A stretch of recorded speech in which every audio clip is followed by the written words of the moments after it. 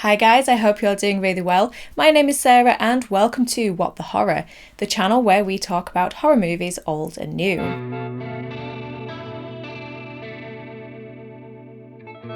Also, welcome to another episode of Monsters 101, where we look at and study the monsters of horror, taking a look at the villains, ghosts, demons, and creatures that haunt the screen. For this episode, we're looking at the quote, Monsters of Barbarian, released in 2022. This episode is going to be slightly different from previous ones because, as I said, we're looking at two quote, monsters within the same film. Just a heads up before we get going that this episode will include major spoilers for the film, so bear that in mind if you haven't seen it yet. We'll be looking at the mother as well as looking at Frank, and as we dig deeper into these two characters, it will become clear why. Because while Mother has the outward appearance of the typical movie monster, she is in fact another victim of the cruelty and abuse of the film's true monster and villain, Frank. Frank and Mother both live in a labyrinth of tunnels and rooms in the ground beneath 476 Barbary in Brightmoor, Detroit. Frank is a serial abductor and abuser of women who also abuses the children that he has by them, leading to the birth of the Mother, a deformed byproduct of multi-generational incest. In Barbarian, Mother takes a liking to Tess, and looking for someone to nurture, she sees her as her surrogate baby and will do anything to protect her.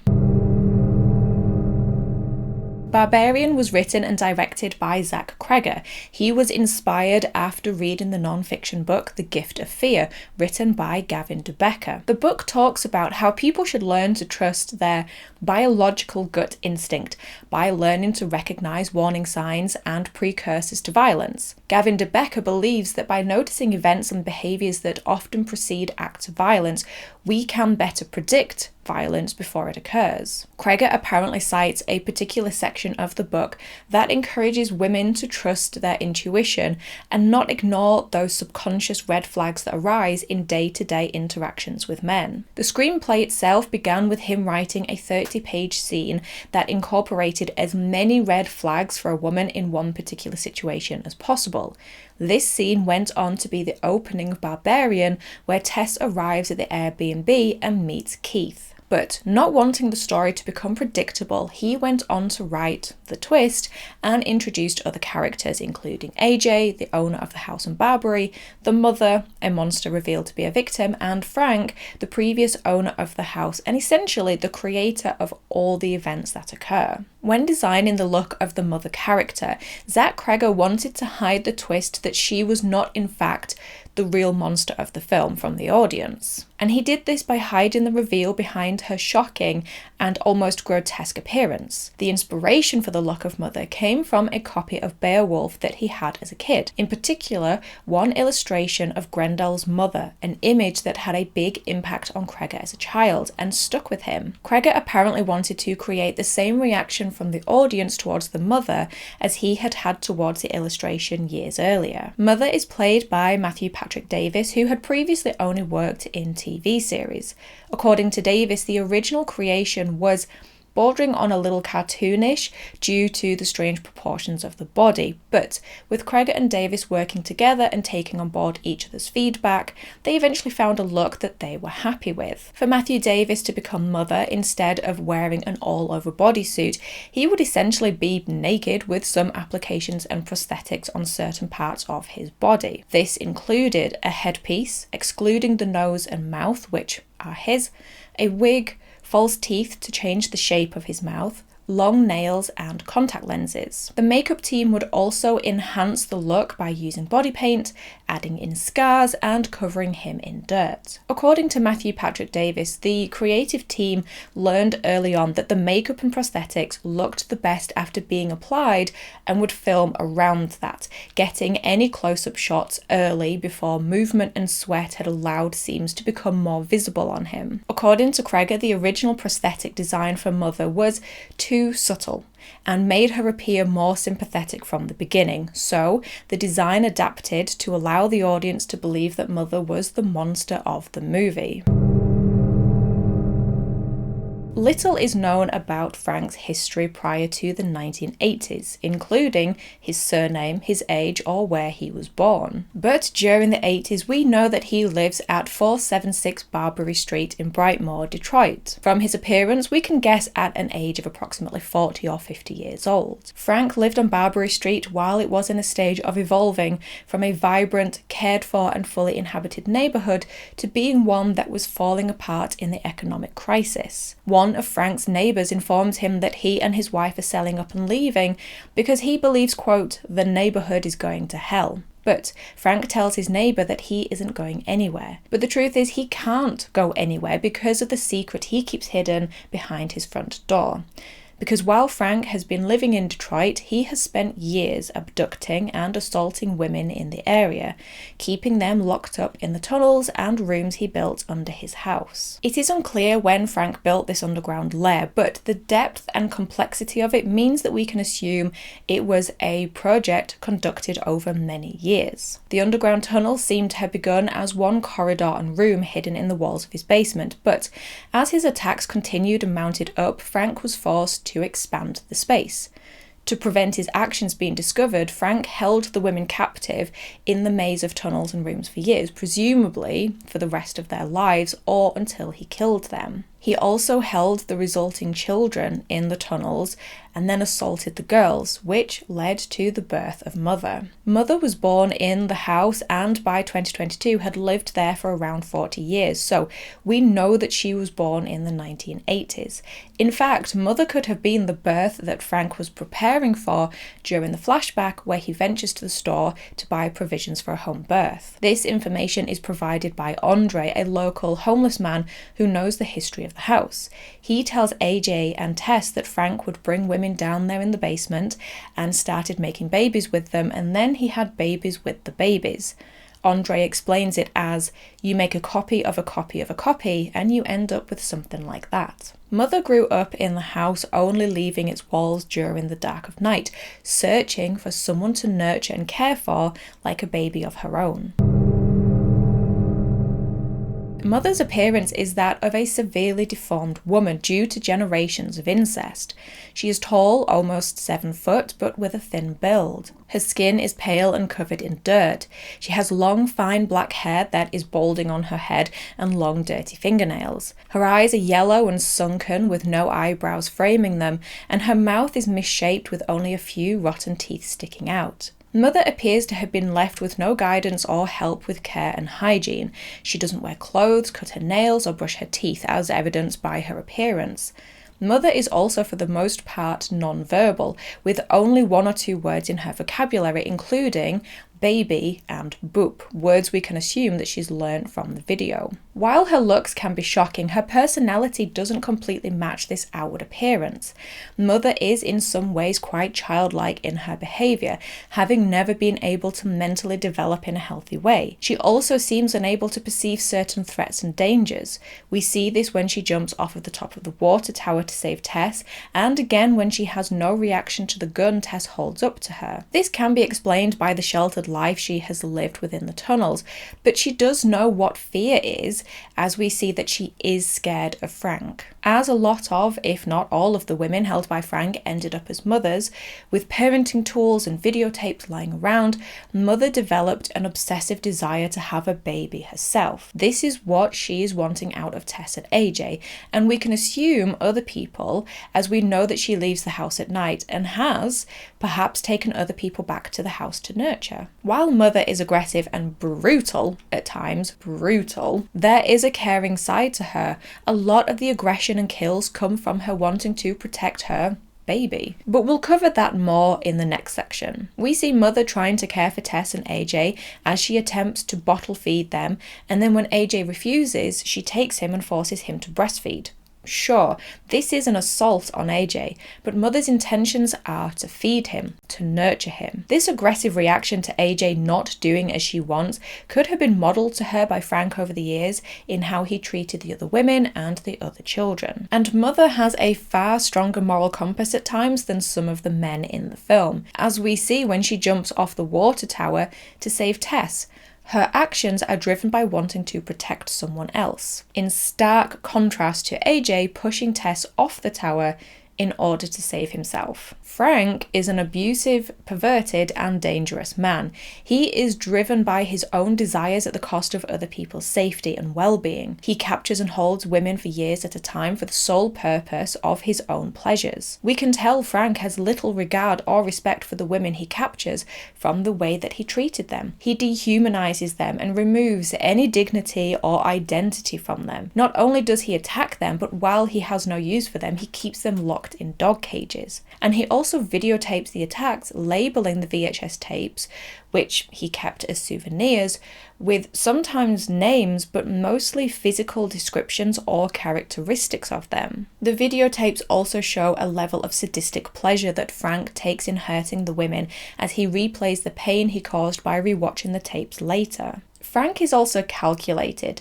He manages to keep his secret by maintaining a facade with his neighbours and with the world. He makes sure to speak to his neighbours, but only ever saying a few words and making sure not to draw attention to himself. His home of 476 Barbary is well looked after, with the exterior being maintained and cared for, keeping up appearances. There is a certain level of mirroring between Frank and AJ, who we meet in the second act. This mirroring tells the audience a lot about Frank's character. AJ is accused of assaulting a woman, something Frank is known to have done repeatedly. And AJ initially denies the accusation, but through the course of the film, he realizes that he hurt someone and that matters. He says that he doesn't know if he is a bad person or a good person who did a bad thing, and that while he can't change what he did, he can try to fix it. This is an example of a character showing remorse and guilt. Well, for a short time at least. But Frank, a reflection of AJ, seems to always be aware that what he is doing is wrong, seeing as how he goes to great lengths to keep it all hidden. He never changes and never shows any concern or remorse for the hurt he has caused. During Tess's first night at the Airbnb, Mother ventures out of the basement and watches Tess sleep. This leads her to forming an attachment to her, wanting her to be her baby, though she doesn't take Tess that first night. We can also assume that at this point she is also curious about Keith, as she doesn't initially do anything aggressive towards him. It's only when Keith and Tess venture into the tunnels underground that Mother becomes violent. She hears Keith raising his voice to Tess, runs at him, grabs him, and smashes his head repeatedly against the wall.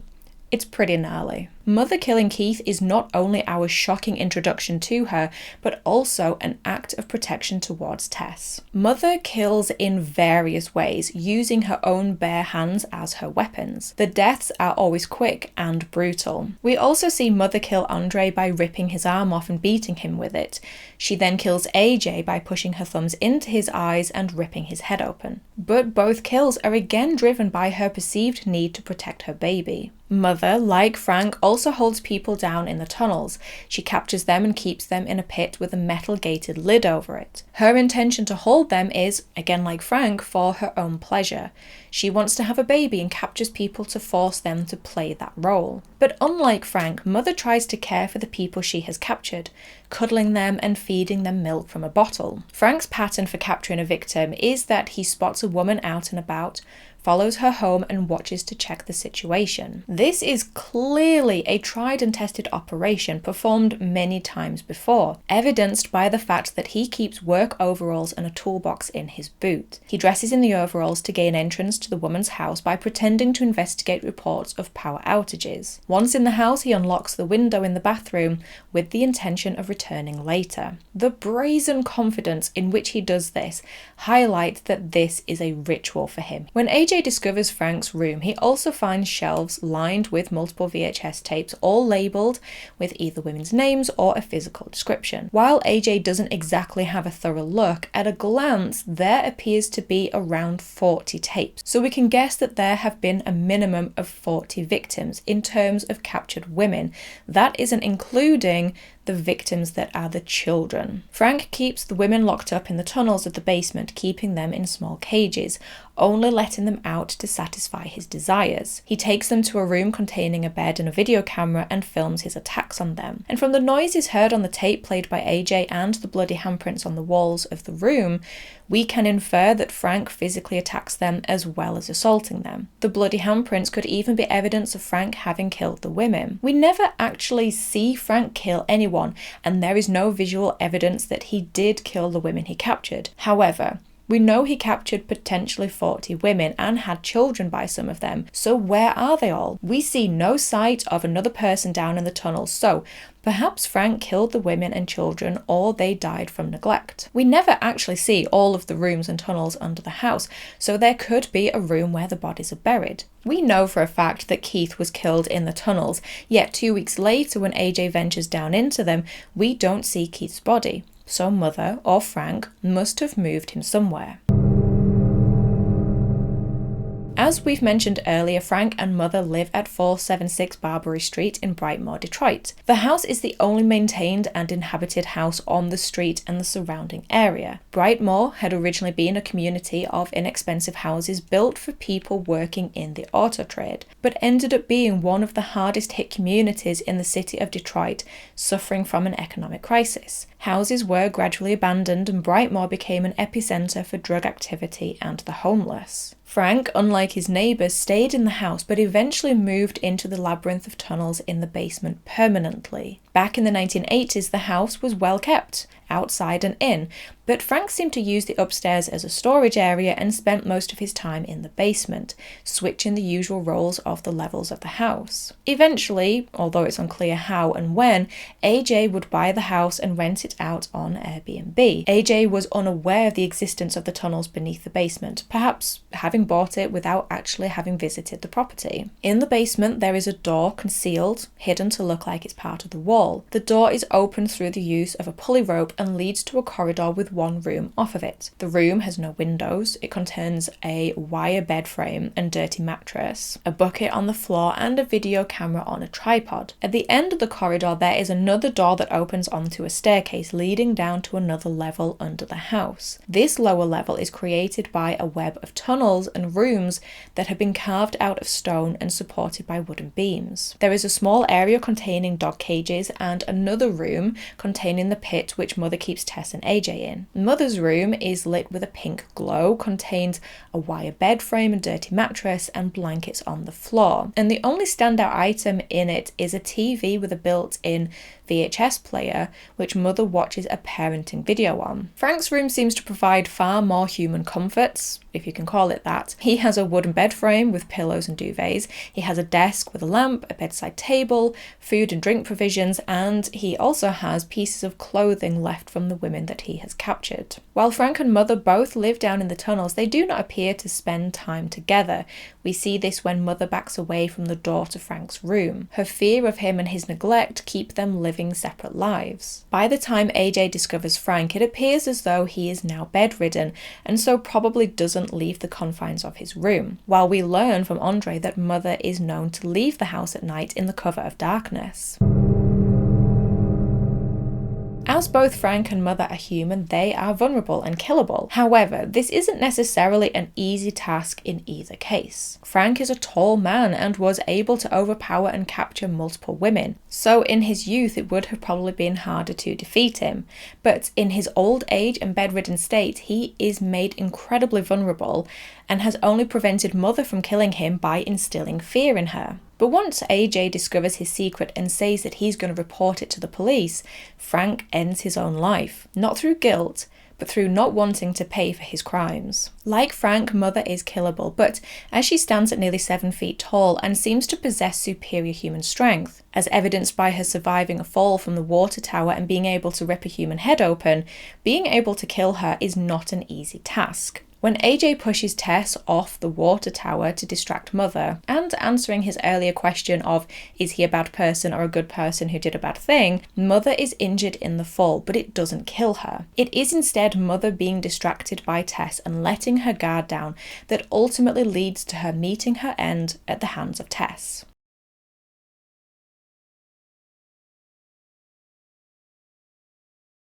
Thank you for attending another Monsters 101. I hope you enjoyed today's episode. As always, let me know your thoughts on this week's monster down in the comments. I really wanted to do a Monsters 101 for Barbarian because I think it's such a fantastic and complex horror film that is fun to revisit anytime. But as I said at the beginning, while I covered Mother, she is not in fact the true villain or monster of the film. That's why this episode has covered two characters, because while Mother kills and captures people, she is in turn a victim herself and a product of Frank's cruelty. In Barbarian, there is not only the themes of toxic masculinity, but also those of consequences of how we treat people, seen in both the treatment of homeless people in the film, but also in the character of Mother. If you're new here and enjoyed the episode, then don't forget to click the subscribe button and become part of the What the Horror family. Also, don't forget to check out my other episodes on Monsters 101. I will leave a link to that playlist at the end of this episode. And if you would like to join this list of names and get extra content, then there is a link to my Patreon page in the description box below. But in the meantime, thank you as always for stopping by. I really do appreciate it. Take care of yourselves, and I will talk to you in the next episode. Bye.